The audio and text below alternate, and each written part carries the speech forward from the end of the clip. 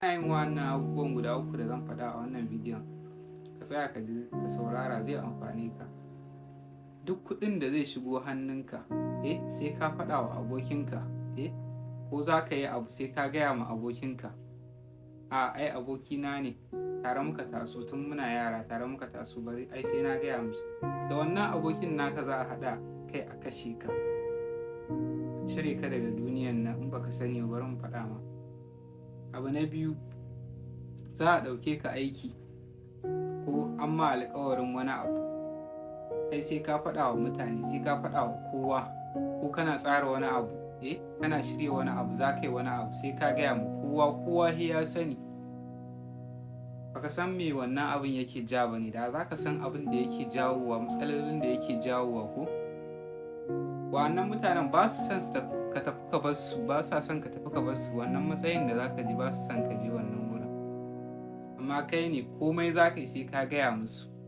Abu na uku, kai ne an sa ma rana, za ka yi aure, kai kowa sai ka gaya mishi. Ka yi sabuwar budurwa, ka yi sabon mota, kowa sai ka gaya mishi, ka bar su gani mana da idansu. Komai ne sai ka faɗa musu. In dai kana yin irin wannan abubuwan guda uku, to rayuwarka a 2026 ba za ka taɓa ganin wani ci gaba ba. Ka bari sai wannan abin ya shigo hannunka, sannan sai ka yi announcement, ka gaya wa mutane cewa ya shigo hannunka. Kuma ya shigo hannunka, to me ma na faɗa musu, me riba faɗa musu, kuma ka gaya musu me za su ƙara ma. In gaya ma kowa ne yake murna da abin da ci gaban ka. In ka gaya musu cewa ka samu wannan abun, ba fa farin ciki za su yi. Wani in zai samu damar da zai lalata wannan abun, to zai yi yanda zai yi. Wani in zai samu damar da zai lalata wannan abun, yanda zai yi samu ya lalata shi.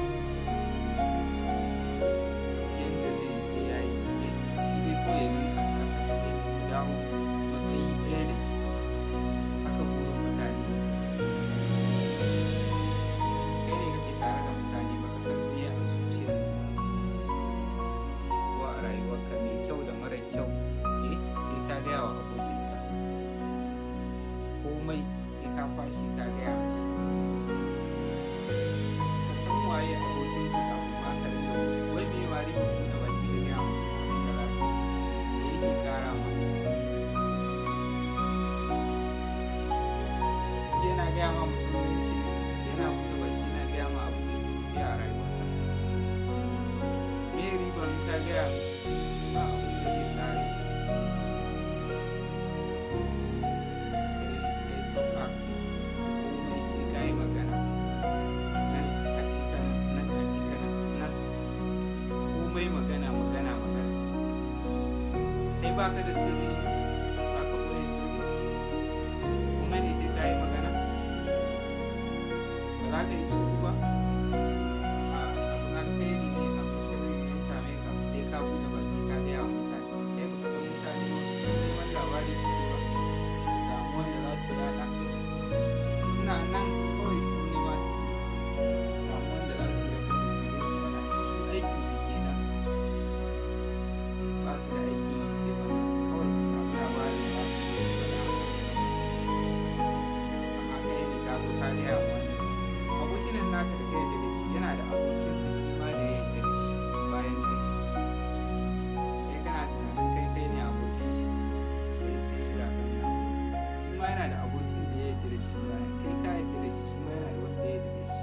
Haka zai je ya faɗa, haka za ka ga labari yana ta tafiya. Ka rasa ya aka yi.